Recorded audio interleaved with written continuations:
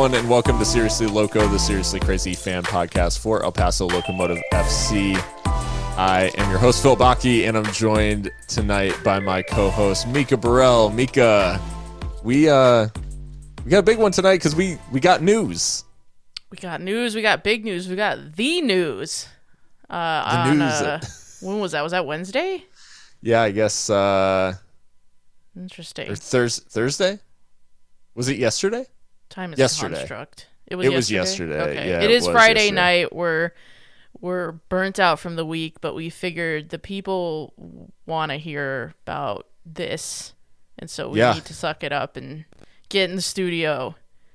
Yeah, we'll talk about El Paso Locomotive FC's appointment of a new manager, a new head coach and technical director. I'll use the proper titles, but we'll get on to that. And we had a lot of you sending questions or thoughts or vote in the poll that we kind of put out, just kind of taking a check of how the fan base is feeling, how everybody's feeling, because it's been already felt a little bit like a long off season, just because there was kind of this weird flurry of news at the end of the season, and then like a short break. It's like we signed Mark Navarro, we signed like we're bringing in some like Eric McHugh signs, and then there was kind of nothing, and then Hutch is leaving, and then we're suddenly looking for a coach. There's paparazzi and their cameras snapping them on the head coaching search. That actually did happen. So, and I'm so sorry that I quoted a Kanye song. That was, I swear it was a reflex that I can't control. So yeah, lots now to talk about, and I appreciate everyone who participated. If you're finding the episode for the first time because you were trying to find out news about the new El Paso Locomotive manager and you stumbled upon us, we're Seriously Loco. We're available on every major podcast platform. And so you can subscribe, follow, whichever the platform allows. And if you do those things and you listen to the episode and you like it, if you would be so kind as to leave a rating and review, we do appreciate it, so that more locos can find the podcast. And we are also on social media kind of everywhere, I guess. Twitter, Instagram are the big ones, although who knows with Twitter these days, it may just be the Instagram here soon. Twitch. Yeah, we're on Twitch, we're on Facebook, we're on and we're also on Patreon, and I think there will probably be some content generated for the Patreon here with the announcement of the new head coach, because we'll want to pick this news apart and really get into things. But I guess, Mikka, we should probably just dive right in and give the people what they want. On Thursday morning, Locomotive, in a series of tweets, announced that they had hired a new head coach and technical director, and they named Brian Clarhaut as head coach and technical director as the club enters its 5th USL Championship campaign. In terms of the club's press release on it, we got a couple of quotes from the front office, just with Alan Ledford saying, "We look forward to welcoming Brian and his family to El Paso and the Locomotive. He brings a unique combination of high-level experience in European football with experience and knowledge of the U.S. and USL soccer landscape. We're thrilled to have someone with Brian's credentials aboard to continue to lead the Locomotive into the future." And Andrew Forrest added, "We have always kept tabs on Americans coaching abroad, and Brian caught our attention as having quickly climbed the Swedish soccer pyramid, an impressive and difficult achievement. We believe his high press and energetic style will help us win games and entertain fans. His intense and modern outlook on the game, coupled with his desire to win, made him the perfect candidate." Mikka, as we know, the coaching thing, it was something where, for 3 years, Locomotive fans lived blissfully unaware of the world of managerial changes in soccer, which so many clubs go through on a season-to-season basis, particularly in USL. Now, in the course of 2 seasons, Locomotive have their third ever manager in Brian Clarhaut. We'll get used to the pronunciation eventually. But with those quotes, with what the club said, and given Brian's experience, what is your just initial take on this? Like, what was your kind of reaction when the news broke? Yeah, I mean, certainly wasn't expecting it to break when it did. I suppose in a way I'm kind of relieved that we didn't have to go into the new year still trying to figure out what exactly was going to happen, because it certainly seemed like that would maybe be the case. But we had heard about this like December timeline of getting the candidates narrowed down, and we know a lot of interviews were taking place. And yeah, it seems like Locomotive are not changing tack as far as announcements go, and when there's something to announce, they don't tend to wait. So it seems like Brian's deal was closed pretty recently. He's not yet in El Paso, or at least is not here right now, to our knowledge. But I'm just kind of relieved that that's over, that it's just one less thing to kind of think about. Now we can just dig into like, who is this person, right? And await more signings and things like that. But yeah, as for him, Brian Clarhaut himself, and forgive us if we're pronouncing the name wrong, we will ask him eventually exactly how it is, but that's what it appears to be, Clarhaut. I mean, I think we had kind of speculated, like, are we going to go international again, or are we going to try and find someone who maybe is like not going to be so prone to homesickness? And it's interesting because we've hired an American who hasn't been in the United States for quite a while, coaching in the Swedish system, as you mentioned there, with the press release. So I think it's a very interesting choice, not one that I was expecting. I think anyone who says they were expecting this is lying. But I will dig into his resume, and y'all had a lot of questions about him. So yeah, but overall, I'm just relieved that piece of business is done and that we can kind of move forward from there. Yeah, I think the timing was important, and it did seem, and we'll get into maybe more of some of the back and forth in the coaching search later on in the show, but the reality is it did feel like the club was really focused on getting a deal done prior to Christmas and having someone like in that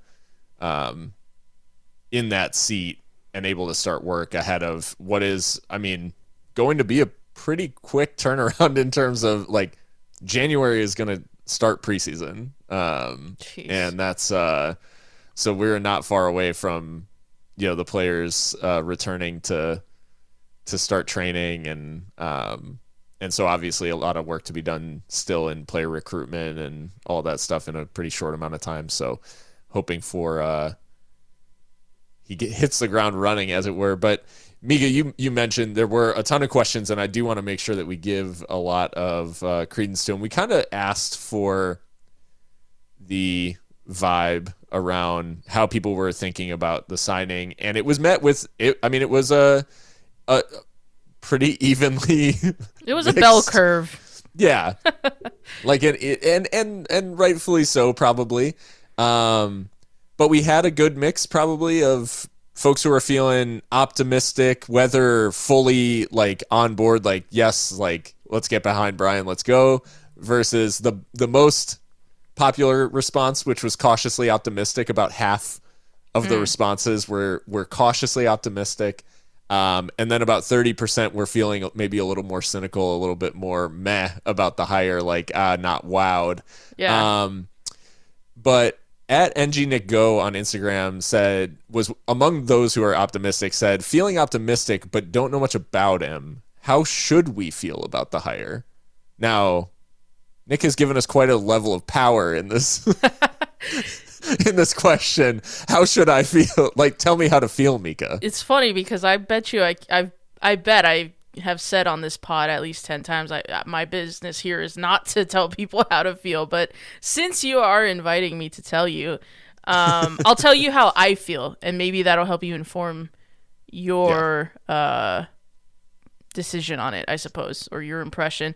I'm not gonna lie. At first, like when you look at just the raw numbers of Brian's recent career is nothing to write home about. But I think there's a lot of context there that like the real quick threads and like snapshots that people are posting on Twitter and Facebook don't really give you. And so I am having done some research, more research on him than I could muster on my phone the day that the news dropped.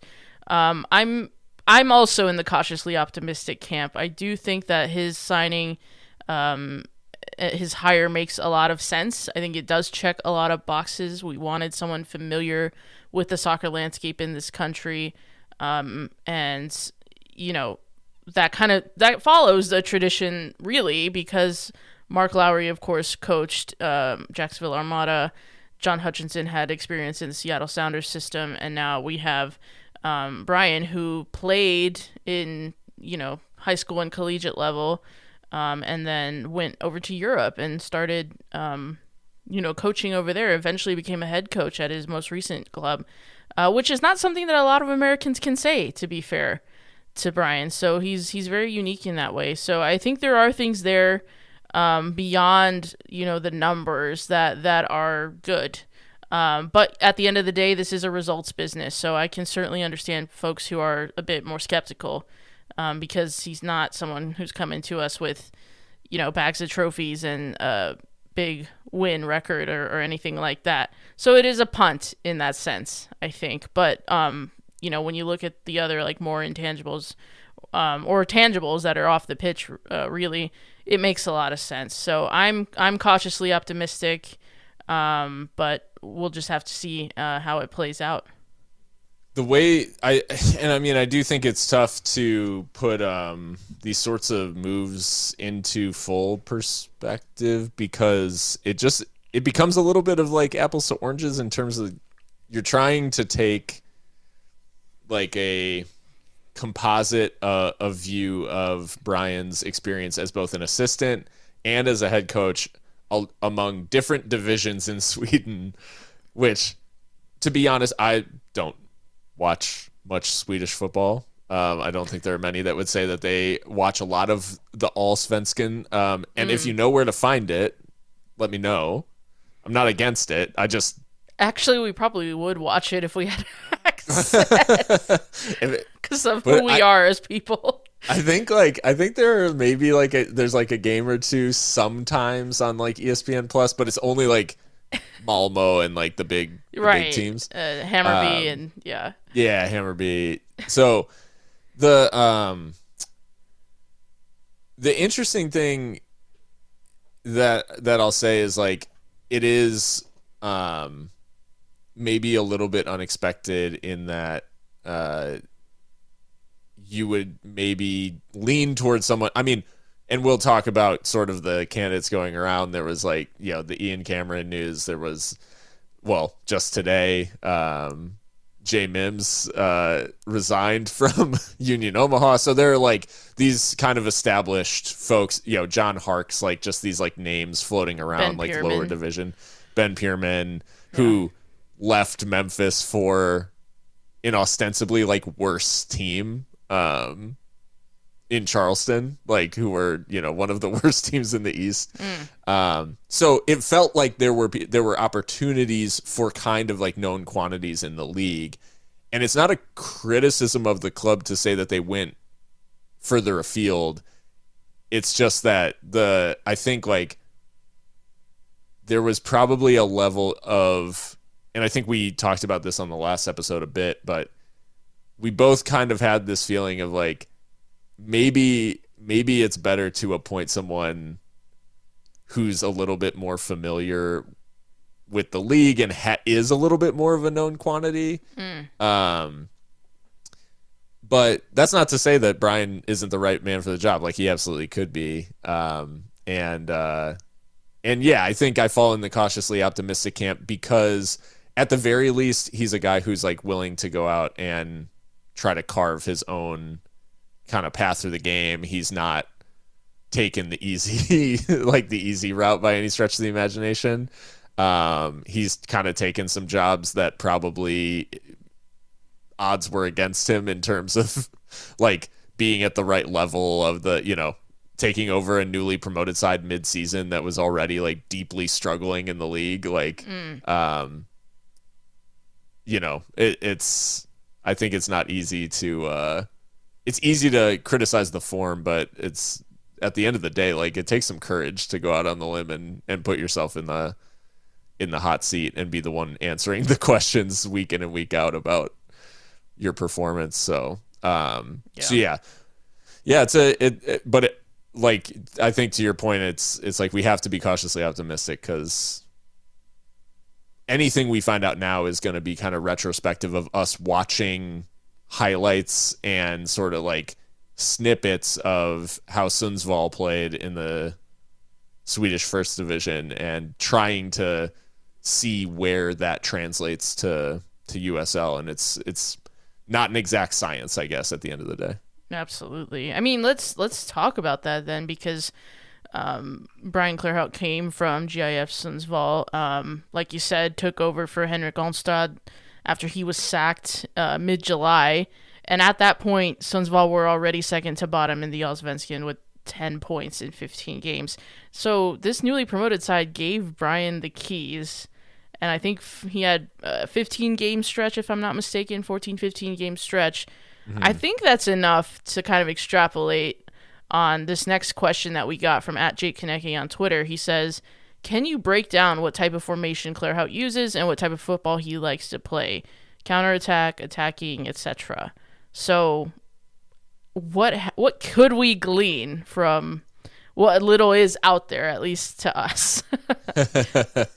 Well, I think we saw across just when you're looking at, and our source here is Transfermarkt, which is probably not an exact science in terms of like the shape that was played in a given game, but it at least probably goes off of the submitted starting 11. So with that being said, the shape most often that was used across his games in charge of Sundsvall this year was a 3-5-2 or 5-3-2, however you want to like look at a formation that uses 3 center backs, 2 wing backs, 3 in midfield, and then 2 strikers. And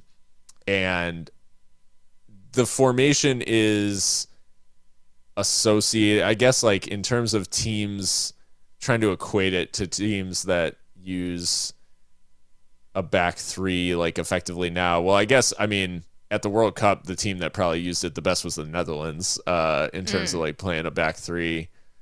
And stylistically, at least in the goals that they've scored, because obviously, looking at how they are in possession, I was looking at primarily highlights of goals. They were very much like a team that broke quickly, like tried to transition really quickly from defense into attack, and use the hell out of those wing backs getting forward to create opportunities for the attackers.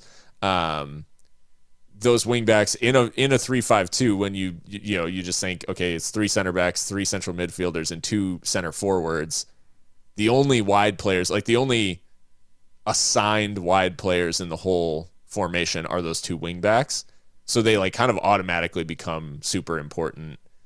And when you think about the players that have come through Locomotive, like in those positions, there are players who could probably fill those roles. I think, when I think about Eder Borelli putting in a whole season as a wing back in a 3-5-2, that feels like a tall order for a player of his age. But digressing a bit, but they like to play on the counter, like they like to hit teams quickly, and they like to use those attacking wingbacks, which I'm sure will trigger some folks because there was a lot of talk of wingbacks at the beginning of last season, or like, oh, we use our attacking fullbacks and that's like how we provide the width in Hutch's 4-3-3.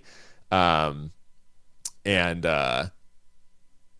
obviously there was survey determined that was a lie because we fielded Matt Boehner for half the season. Sorry. Yeah, and there were issues with availability for sure. So, in terms of the type of football, it does seem like they they like to play a high intensity and a quick pace. I would say that a 5-3-2 often doesn't lend itself to the type of, like, you can press in a 5-3-2, but it's not a pressing formation in the way that, like, a 4-3-3 out of possession is a very, like, it lends itself to being aggressive in the press, whereas a 5-3-2 is more of a recover, like, when you lose possession, try to win it back for maybe a couple of seconds and then recover and regain your shape and then win the ball back and break once you actually have possession.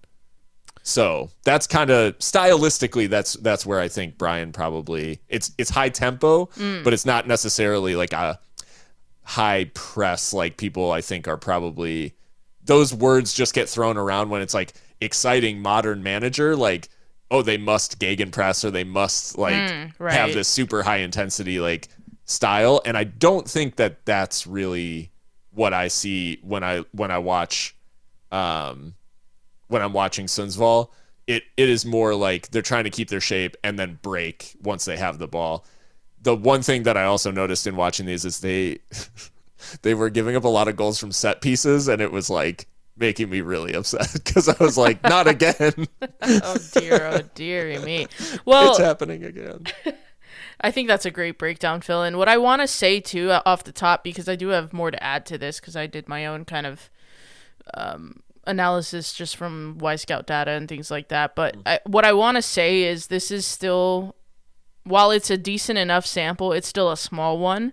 Yeah. And you know, again, we're talking about a side that was struggling massively at the top of the league, probably didn't have, or top of the league pyramid, right. You know, having been promoted to the first division, and, you know, probably didn't have the resources that they were coming up against in other sides, because there's some big sides in Sweden, to be fair. And so I do wonder if a lot of these tactical choices were out of necessity, and maybe they're not necessarily what we should identify Brian with necessarily. I think we'll see, obviously, when he comes in to coach Locomotive. So that's just what I wanted to say off the top. But from the data that we do have, I mean, I think you're absolutely right that 3-5-2 or that 5-3-2, however you want to look at it, was very functional. It's a system that he employed against sides that were better than his, right? And that was the way that they could level the playing field, is by having more men behind the ball. And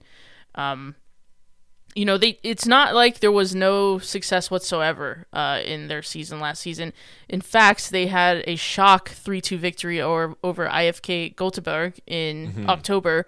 Gothenburg are a team that have won 2 Europa Leagues in the 80s. So that's a big side in Sweden that they were able to defeat. And the success in that game, you know, again, this is just a microcosm of their season, but the success in that game that I could see was a lot of long diagonal balls to the wide areas. In fact, it was Pontus Engblom who had 11 goals for Sundsvall, tied for 4th in the league, actually, who he and his strike partner, they would split off a lot. And so when it wasn't the fullback giving the width, it was actually the strikers running those wide channels. And, you know, it seemed like Sundsvall's idea was to trap the other team, and you know, once they got committed to the ball side, then spring the ball to the other side of the pitch, and they were able to do that with pretty good success in that game and in the league generally. And I mean, the stats bear that out too. 14% of Sundsvall's passes were long passes. Compare that to the league average of 9.36, and clearly Sundsvall are very direct.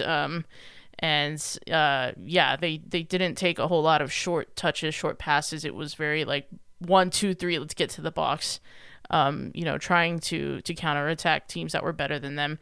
Now, yeah, they were brutal defensively, absolutely brutal. Conceded 80 goals. I think the next worst goals against was 57.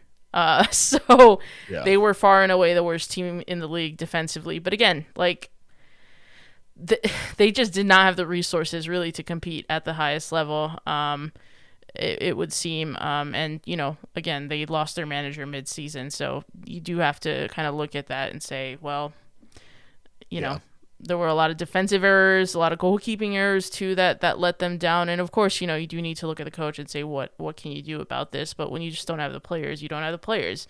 But I think what I think is really the most interesting about Brian is that he does seem to be a big tactics nerd, because he's used a lot of different formations. I mean, he also used the 4-4-2, used 4-4-1-1, 4-3-3 a little bit. So he was not afraid to change it, which is completely anathema to John Hutchinson, who was 4-3-3 or nothing, right? Sometimes 4-2-3-1, depending on the game state, but really we always lined up in a 4-3-3 to start. And I mean, if you even just go on YouTube, like he's got like master classes on YouTube of like his different drills and things. And so, that tells me that this is a guy with a football brain, and I don't think that you go from the Swedish third division all the way up to the top as a foreigner without being able to think the game and think it with, high level kind of European, I don't know what the word is, like, I don't know, just like sophistication, if you will. Sure. So I do like that. It does seem like he is well versed in those things, and he has his UEFA licenses and all that. So, which I think you have to coach over there. So, I expect that there will be more sophisticated tactics, but obviously that remains to be seen. I like the idea of someone potentially coming in, and obviously it'll all bear out. Like you said, there is a relatively small sample size in his head coaching career. When he was an assistant and Sundsvall got promoted from the Super 10, the Swedish second division, they had the second best goal difference in the league, and they conceded 29 and 30. So suffice it to say that there's probably a pretty big gap in level. But I do think it says something about Sundsvall's promotion in that they were pretty much like a mid-table second division side that like surged to a promotion and got found out, in terms of like the talent level at the top. So yeah, I mean, I think there's a lot of like mitigating factors to Brian's tenure. But with that being said, like there was some cynicism in the fan base as well, which I think is earned. Like there's honor those feelings. There's a certain level, like there's a certain level of hey, like last season didn't go so great. And at Team Yosh on Twitter said, as far as a cynical take goes, he said it is objectively an indictment on some level of the Locomotive's front office that Ian Cameron interviews with them, then turns around and immediately signs an extension with a lower league side with no potential for promotion, no less. Agree or disagree? So I'm interested for your take. The Ian Cameron interview, we know that it occurred. Like we know that there was a discussion. Obviously it didn't move forward for one reason or another. And a couple of days ago, Ian Cameron was announced as having signed a 5-year extension at South Georgia Tormenta in League One. So is that an indictment of Locomotive that Ian Cameron went back and signed an extension? Or is it just merely like, do you think that this could have been Locomotive went with Clarhaut like instead of Ian Cameron? Oh, that's interesting. I mean, this is a take and a half, and I had to put it on the show tonight because it felt very like, I don't know, it was very thoughtful. So thank you, Michael, I think it is, who sent this in. And what I want to say too is for anyone who's like, who the hell is Ian Cameron? Like Phil said, he's the manager for 5 more years now at South Georgia Tormenta, but he just won a league title with Tormenta in USL League One. So he's been highly thought of, highly sought after. He did interview with El Paso Locomotive. We have receipts. That happens. And what I will say is, I can certainly understand why someone would say this, why it's like, okay, like he didn't want us, and then he turned around and signed like really what I would say is an unprecedentedly long deal in lower level soccer in the United States. 5 years, that's long in Europe too. Like managers get 2 or 3 years maybe. Most Division III leagues in the United States don't exist for 5 years. Yeah, so I mean, just to put that in perspective, so I can see why this is the case, but what I will say is that, and I wish I could cite the source, so, this is kind of like getting into trust me bro territory, but it did seem like from the South Georgia Tormenta side of things, that side of the narrative, if you will, it seemed to me from their fans, from their like sources, that Ian Cameron was intending to sign another deal and maybe was angling and kind of, took a meeting. Took a meeting, and just trying to kind of, how do I even say it? I'm like lost for words tonight, but you know what I'm saying? He's I've got options. Exactly. Yeah. Like I'm a hot commodity. I'd like to sign a new deal. No, but yeah, I mean, it's not, there's nothing wrong with putting yourself in the shop window to make your current employer pounce and say, okay, we're going to tie you down. So that's what I would say on that, is like from that aspect, it seemed like he was always going to re-sign with Tormenta. From our standpoint as Locomotive fans, obviously, that's what we care about, yeah, that's disappointing because he seemed to have everything that we wanted on paper. And, we had spoken about how we wanted success in this league to be at the top of that person's resume, or at least in this league pyramid, if you can call it that. And he has that. He has that in spades. He's well-liked, well thought of, good tactician, and yeah, all of those things. But, I mean, we don't know what went on in that interview room. We don't know if Locomotive came away like, next. We don't know. So I think we don't have to, but I think like there is a choice to just trust the club. And for whatever reason they didn't go for this. Maybe they just didn't want to pay him what Tormenta were willing to pay him. Who knows?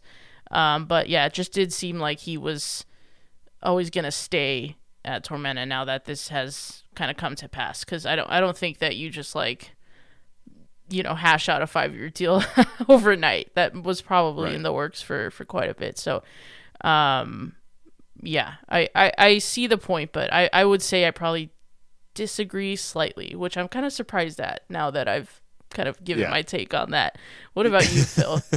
Yeah, I think a similar kind of vibe, because it's ultimately just a matter of, now I can see why, like, and I want to be clear, I get why fans would say, like, would inherently just assume, like, I don't want to say the worst, but assume that it was something like that we didn't do well, like we dropped the ball type. Yeah, and like I think the club has work to do to like rectify that. Like I think that perception exists for a reason, and they do have work to do to rectify that. I don't think it means that that it's an indictment of the club necessarily, because like you said, there are all kinds of like motivations, and I would assume in these sorts of head coaching situations, like I mean, I'd be shocked. I'd be absolutely shocked if Locomotive hadn't reached out to Ben Pierman when it was announced that he was leaving Memphis.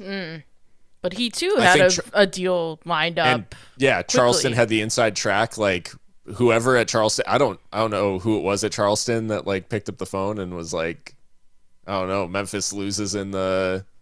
They lost to Louisville or Tampa? They lost to Tampa on penalties or with a penalty kick in like the 120th minute. Yeah. So I don't know if he got back to the locker room and his phone was blowing up with cannon emojis or whatever. I don't know. And so I don't think it's necessarily, I think there's probably all kinds of like feelers that are put out there.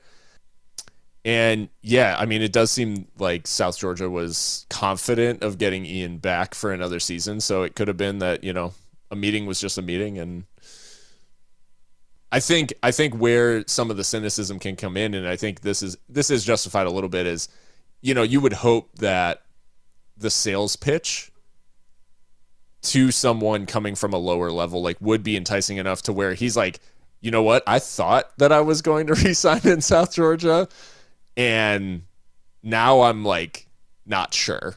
Head fully turned. Like that's where I think like we want to be, and I think like in the minds of the fans, and I think this is a fair ask of a team that went to 2 Western Conference Finals and had like the best record or like the second best record in the Western Conference 2 years ago. Like I think it's a fair expectation to be a destination for people. And I think that's where I definitely understand like where the cynicism can come in. I think there's levels to the Ian Cameron thing though, because Ian did not play like the style, like stylistically with South Georgia, he played like a very kind of direct style, not a super high intensity style, like really relied on like good defense and then like having one of the most like clinical scorers in the league in Keziah Sterling. So like there were like levels, I think, to, you know, if you wanted to pick apart and maybe err on the side of the front office, you could say like, hey, they said like stylistically they were looking for someone specific that plays like this high intensity style. And despite the fact that Ian Cameron has like this track record of success, and I think his style could probably equate well to the championship, it wasn't necessarily like what Locomotive say they play. Very if that good makes point. sense. Like Yeah. when they in all of the conversations of being like, hey, we're going to hire someone who wants to play like a high intensity attacking style of football. Like, true. And that wouldn't have been Ian Cameron. I still think he would have been a fine hire, but that wouldn't have really meshed. So there's a couple of different, I think there's a lot of layers to the Ian Cameron news. And it's just funny that it all kind of like, you know, broke in the way that it did. In just, I think there's probably a lot of meetings like that we just never know about. Oh yeah, absolutely. So we never have these sorts of questions because we just don't know that they happened. Right. I mean, there was more cynicism afoot, primarily on Instagram. Actually, we had at Paul B915 on Instagram. He says, "Why can't we be normal? Why do these coach choices seem like we're betting it all?" And NL Brown 2005 on Instagram said, "Isn't the new hire just Hutch 2.0? Assistant coach success, but bad head coach history?" Ouch. Your thoughts, Phil. I feel this, and here's the thing. Like I think this. I get this for sure. Because I think the reality is that there are options where we think, hey, if we're a destination, if we're a place for people to be, we could go get somebody who's established at a USL level and know that they can come in, and we know what they offer, and we know, and it's not so much of the like they were, you know, I mean, we did this last summer where it's like, man, like he's learned, you know, Hutch has like learned from this guy. He's been at this club. He's, you know, learned in this country. And there was a lot of trying to piece together, like, what does that mean in a 34 game USL championship season? And like what we learned was almost like cut short, I guess, because we only got to see like one go at it. I think we're kind of doing the same thing with Clarhaut, where we're saying like, hey, here's kind of the composite of how he played, but, you know, is he going to try to play the same style that he played at a team struggling against relegation with a team that expects to be like up in the playoff places, like in the USL? You know, maybe he comes out and like, is he going to recruit against a 3-5-2 that plays direct and plays like a counterattacking style? Or does he have like a system in mind for USL? Or is he recruiting against like, this is the type of football I want to play, and I want to have players who can be versatile. Like, do I want to switch it up? Am I going to be the type of manager that plays a different formation every week? And there's just a lot of unknown, I guess is my point. There's a lot of things of like, who is this guy? And we're trying to piece together a lot of things sort of out of context from USL. So with that, it becomes, I think fans, when you don't have something to hold it up to the light and say, okay, San Antonio FC like won USL. When I hold up like our guy, how's it compare? And it's kind of tough to like bear out what it actually means. And when he's also in charge of recruitment and the technical director aspect, it's such a big swing that it can feel like we're just kind of wading out into, has this guy been in charge of recruitment at any point? Like, was he the guy at Sundsvall who was like saying, hey, Forrest Lasso, hey, Ronaldo Damas, like, I want these guys, like, they're like tearing it up in USL and I want to take a punt on these guys. So maybe he is that guy. Like, maybe he was like part of, the player identification or talent identification process, but maybe he wasn't. I don't know.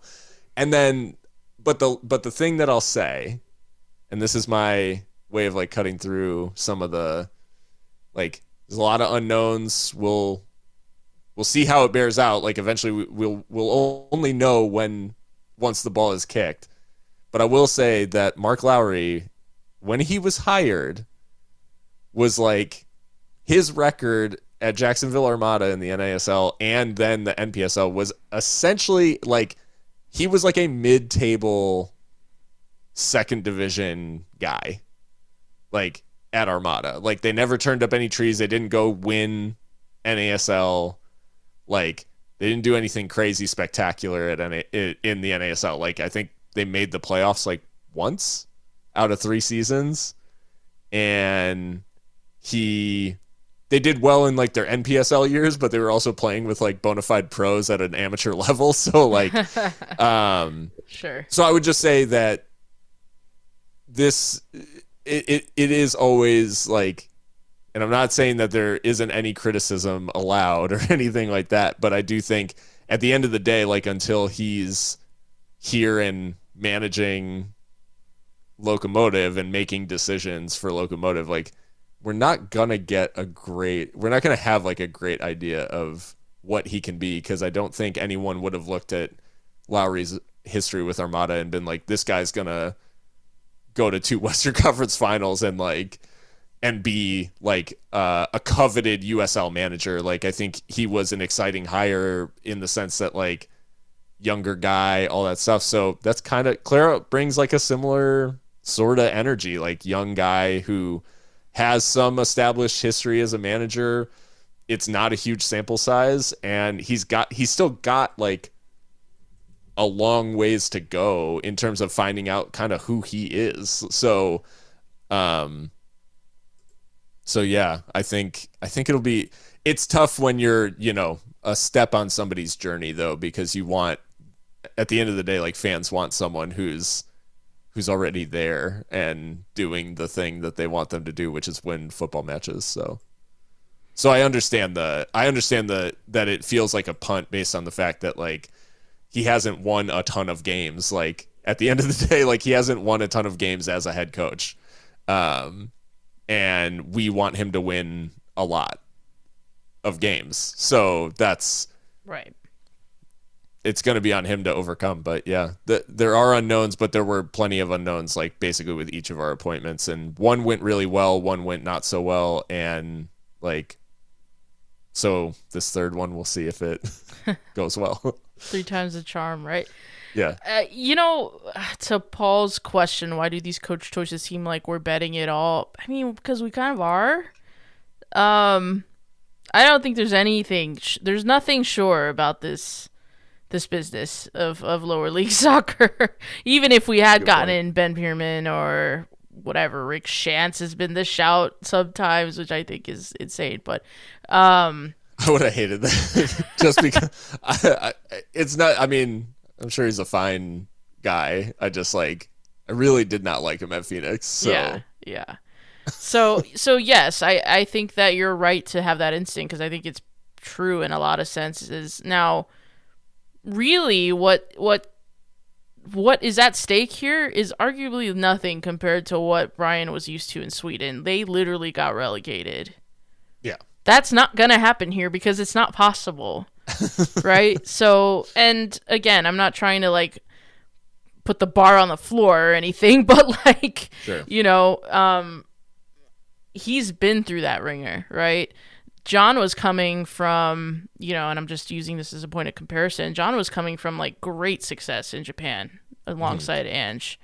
And so to not be winning right away, I'm sure was like pretty hard on him. I know it was actually, because he said so. Yeah. So, I mean, Brian's coming here with a whole lot to prove, obviously. And he will know better than probably anyone that we've had at the helm how to face adversity. Literally took over from a Swedish coach mid-season in a newly promoted side. I keep saying this because I think it's important it bears repeating, because that is a big ask. And I think it's a show of faith from Sundsvall. They could have got somebody else in, and maybe, you could be cynical and say, well, that's probably the economic choice. Maybe it is, but they didn't have to do that, Right. Is the new hire just Hutch 2.0? Like, I think that's like, not to call out the question, the person asking the question, but I just think that's really unfair because we don't know. Like, we can't possibly say that. Yes, assistant coach success, but bad head coach history.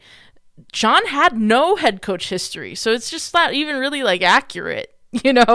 Brian was a head coach. Yeah. So I think there is the difference right there. But I do take the point. I do. I'm not trying to be pedantic. It's just like I do think we have to like give people their shot, right? And and if you don't want to, that's totally fine. Like, money talks, and if people want to like cancel their season tickets because they're not happy with this, that is absolutely 1,000% fine.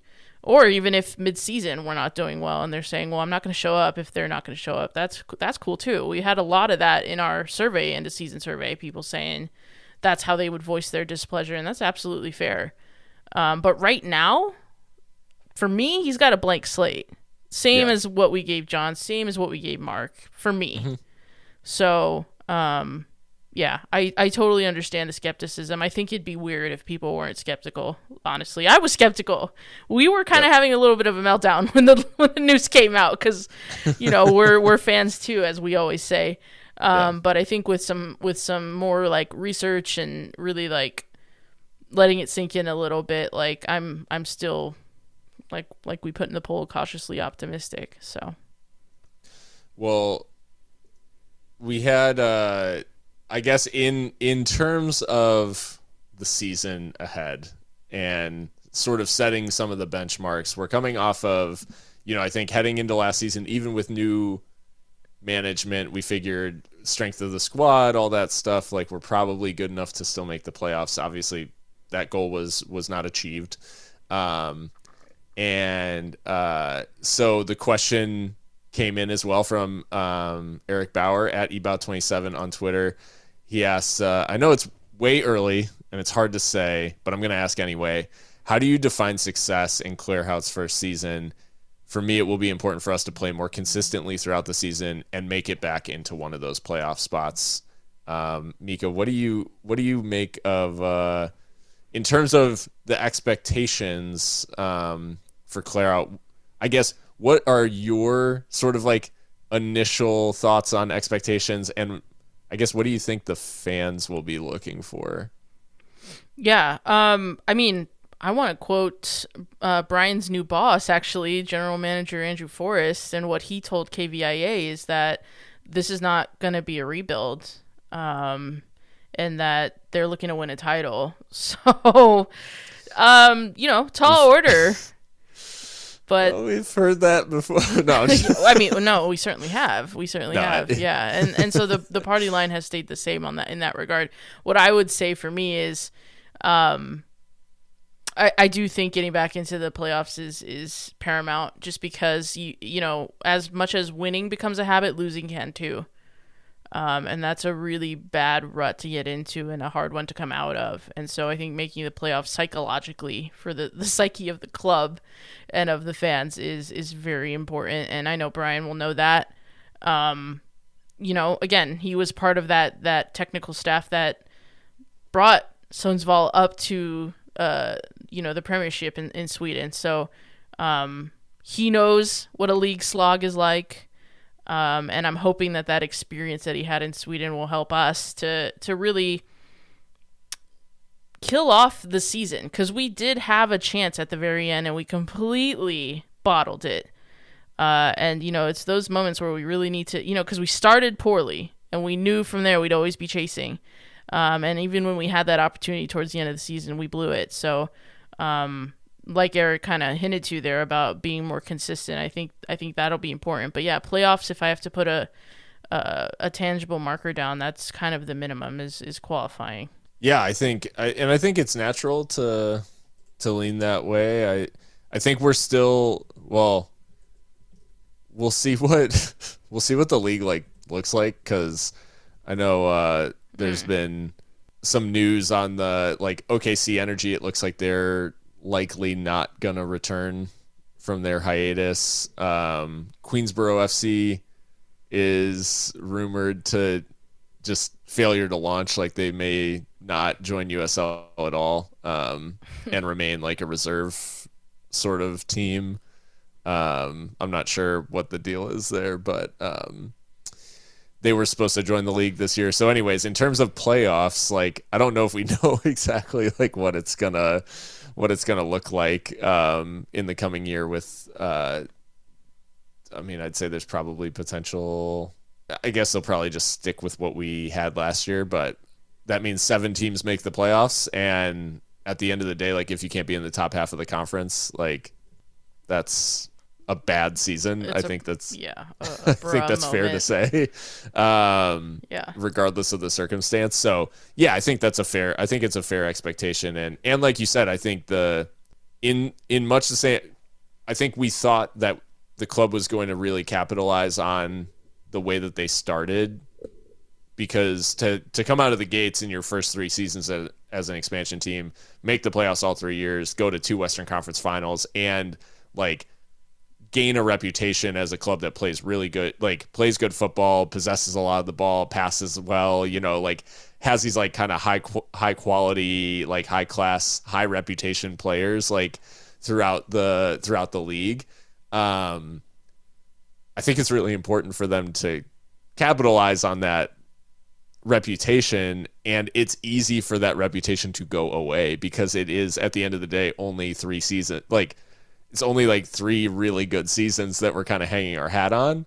And if all of a sudden the record is you had some, your first 3 seasons were good, and then you had 2 shit seasons, and you've been going through managers and all that stuff, it's well, now you're just kind of another USL Championship club, and there's really nothing that it's really you're just like everybody else, And I think that people believe that we're not, and I think it's fair to say that. But you've got to get back to winning ways pretty quickly to not be, just another USL club that's making up the numbers. Fair enough. So, I know that's that's a slight downer, but hey, we're keeping it real on here. Yeah, but I think we are looking forward to. I know I'm looking forward to diving more into Brian's style of play and seeing what we can glean from how he's set up and the data that's out there. But we also know that we've got, we kind of touched on earlier in the episode, is we've got a lot of work to do in the transfer window or off season, however you want to classify it.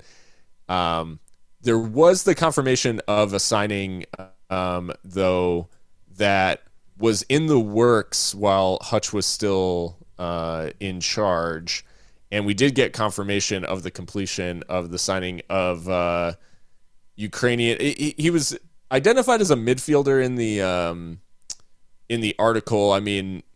Maybe splitting hairs here, but it did seem like he was maybe a little bit more of an attacker. In his history, but Denys Kostyshyn, who was signed from FC Alexandria in Ukraine. Little bit of history for him, but brought in as a another of the now the growing Ukrainian cohort at Locomotive, with Artem Holod, who had joined last season and, made a limited impact in his first season, having joined in the middle of the year. But what'd you make of the Kostyshyn signing? I know it had been rumored for a while, and finally we did get that confirmation after we had hinted at it for for quite some time. Yeah. Like you said, he comes from Ukraine, from FC Alexandria.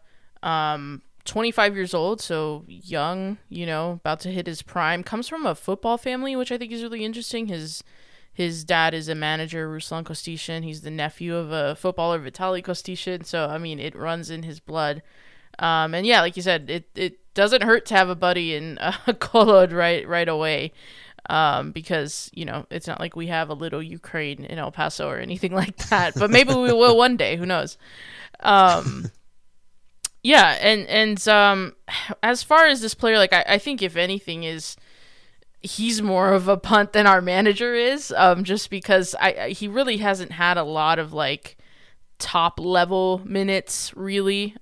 He went on loan a lot from his parent club, played a lot for like U21 sides, did well there to be fair, but just not a whole lot to base any major opinions on.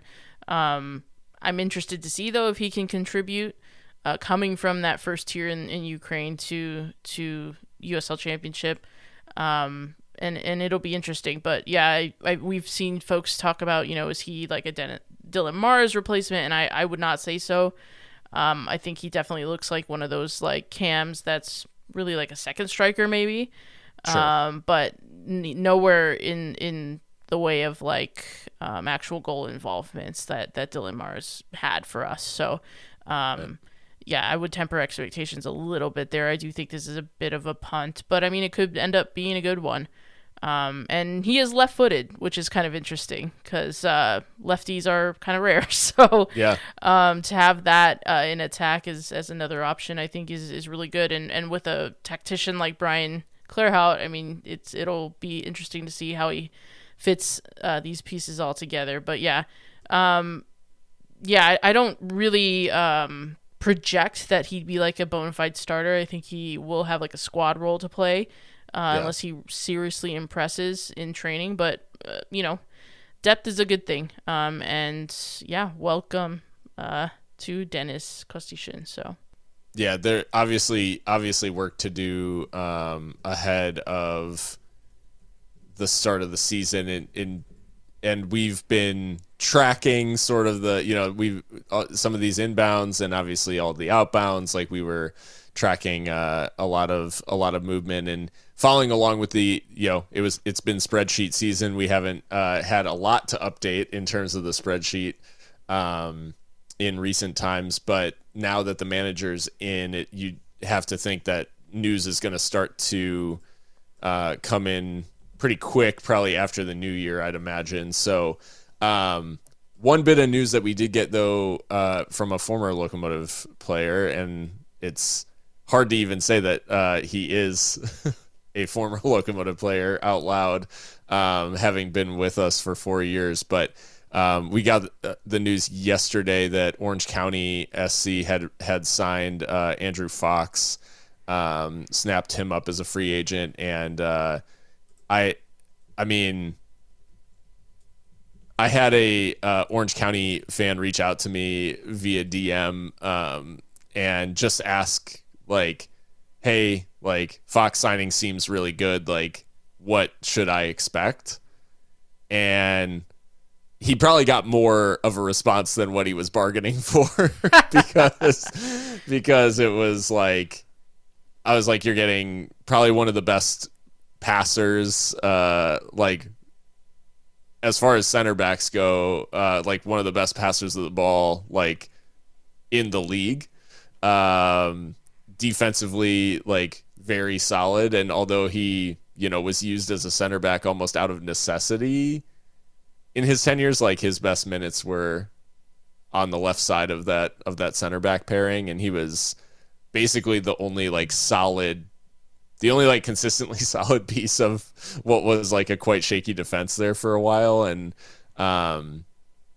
then on top of all of that, just like a very good person and someone who takes like the club and the fans like very seriously. And I mean, I think you need look no further than, the celebration of his goal, honoring Rico, like that, that he's just like tied into the club and the fans, and he takes it all very seriously. It's not just showing up and playing football. He like really is invested personally in what's going on. So yeah, I think Orange County, I think it's a steal, to be quite honest. I want to know who that's listening to this wrote this on Wikipedia. On February 4, 2019, Fox joined USL Championship side El Paso Locomotive ahead of their inaugural season. He made 90 appearances for the club over 4 seasons before departing following the lackluster 2022 season. I mean, you're not wrong, but damn. Who did this? I'm checking IP addresses. Yeah. We're in the site cache, like we're figuring out what's going on here. Yeah, no, he's probably my favorite Loco of all time. And yeah, that news hit me right in the xiphoid process, so yeah. But I mean, we've got a Mark Navarro shaped replacement, and that could be very good indeed, so we'll see. All right, so we've got another question just to round this out about the signings, and it's from eBow27 on Twitter again, our friend Eric. He says, how many more players do you think need to be signed, and in what positions for you to feel comfortable about the roster going into the season? I mean, there's quite a few holes, I would say. We've got, I guess, depending on how you think of certain players, we've either got like a lot of center backs or a lot of central defensive midfielders, and I can't exactly tell which, because we have a lot of guys who could like, in theory play at either. But I think right now, like the big focus has got to be at, and I think like the fans, like the sense I get from the fans is like a lot of people are thinking about the fact that we don't have a keeper. Yes.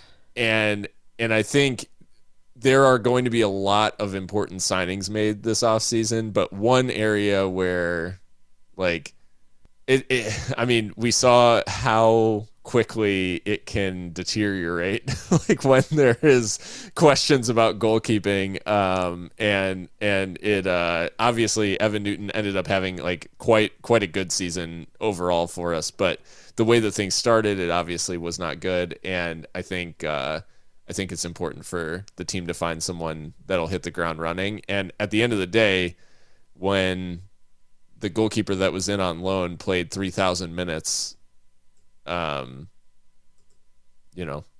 got your work cut out for you replacing someone that, and finding someone that is going to be the number one, because Locomotive's always had that. They've always had the guy who, like, we know that this is going to be the starting keeper week in and week out, barring injury. And it was Logan. Now it's, and it was Evan.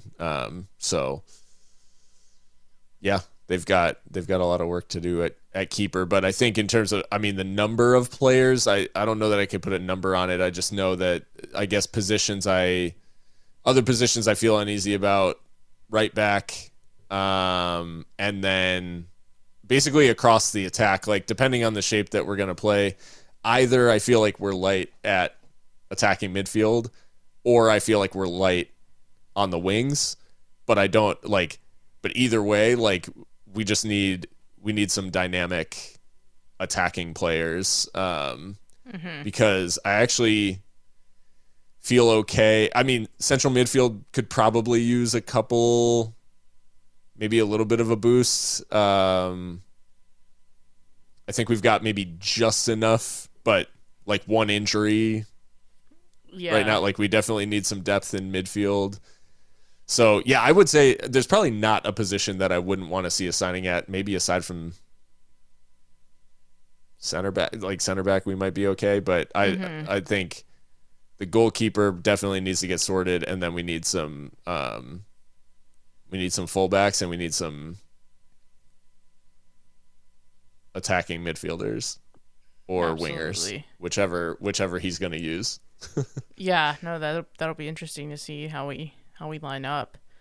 Yeah, no, goalkeeper is the big one for me. Like, that's such a central piece to everything, and I think the profile of goalkeeper we sign, I think, will tell us a lot about how we want to play, because the goalkeeper is integral nowadays in football. So yeah, I would just echo everything you said there, Phil. I think there's a case can be made for just about every area of the pitch. I think we need at least 3 or 4 more signings to feel good.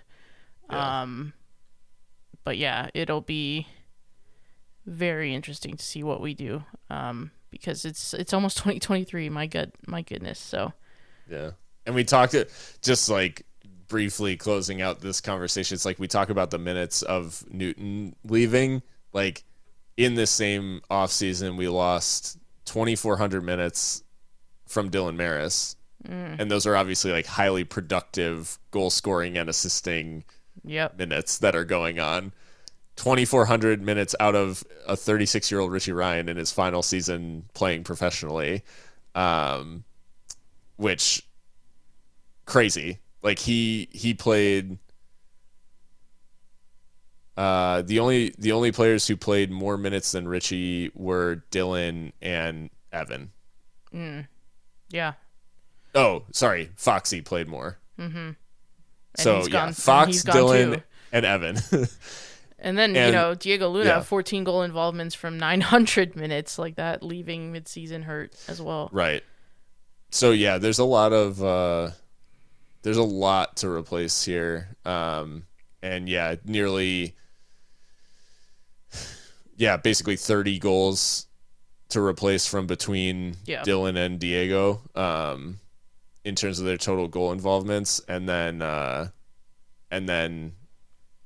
close to like 10,000 minutes of productive play. And like on top of them playing that many minutes, it's like, it's important for us to replace, like find players who can play those minutes. It's like when you're looking for a player who can replace, 2,700 minutes at center back, that's not just finding a player who can play center back, because you're trying to find a player who can play center back and is always available to play center back. Right. Like they never get hurt. That's the So yeah. Plus Foxy pops up with goals. So yeah, 4 goal involvements last season from a freaking center back. But anyway. Yeah. I think that about does it, doesn't it? Yeah, I think that is about it. Wraps things up. So Locomotive have a new manager. We're interested to see. I'm sure he's already hard at work in terms of identifying the signings he wants to make. The question that's hanging out there, I guess maybe the last question that's hanging out there is does Brian have the ability to, because they're like, everybody on USL Twitter was like, like Sundsvall, Forrest Lasso, Ronaldo Damas, like, are they going to Locomotive? I took a gander at Transfermarkt to try to see what their contract situations were, and I don't know if you did the same. I did not. Tell me. Lasso's contract runs through the end of the 2024 season, and Damas is signed up to 2025. So the idea of us paying a transfer fee to get those guys out of contract, unless there's a agreed mutual termination or something like that, I don't foresee us getting them this offseason. unless they've unless they were to negotiate like a buyout or a mutual termination. Yeah. I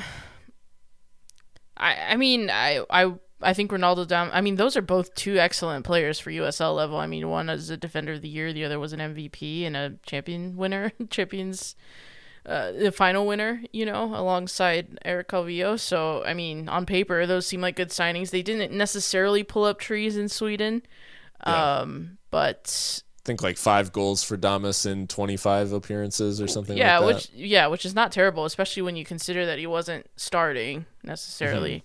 But and playing for like by far the worst team in the league, but that's in terms of like service and probably not seeing a lot of the ball, but right, yeah, absolutely. But yeah, we'll have to see. I mean, we already have signed a Swedish American, and Eric McHugh. So hey, yeah, maybe we can build a little Sweden as well. I don't know. But I think that does bring us to the end. We'll obviously follow. Basically, Seriously Loco is on that cadence right now of like as news breaks, that's when we're gonna record. I would like to put some stuff together for the Patreon just to pick apart the appointment of Brian Clarhaut as Locomotive's manager. We'll also try to target as we do with new managers, and we've always had the new boss on. So yeah, hopefully we'll be able to have him on the show and talk through some of this stuff. Absolutely. With him. And yeah, with all that being said, like I said at the top of the show, if you've enjoyed it, you find us on your favorite podcast platform. Follow, subscribe, leave a rating and review if you're so moved. And if you're looking for us on social media, basically whatever platform is out there, you can find us, except the Twitter alternatives we're not on. Like I haven't gone to Mastodon yet because I don't know what's happening. But yeah, so look for us on Instagram, Twitter, Facebook, and we also do some stuff on Twitch. It's more of like an in-season thing, but who knows? I don't know. We could maybe we'll do something one of these days. Like, yeah, we'll figure live shows are where people get canceled. So that's but yeah. With all that being said, we'll just kind of, during the off season, we'll be back as news breaks, and we'll come to you with episodes, especially as signings start to come in. We'll do some transfer specials probably in the new year, and hopefully as this squad comes together, we'll start talking to the new folks in our, we've always been able to get folks on for our Getting Loco series, so hopefully we'll be able to run that back this year as well. So keep an eye out for all of that. Keep an eye on the Patreon for any articles coming from us, and until next time, stay loco. Stay loco and enjoy the FIFA World Cup final. Enjoy it.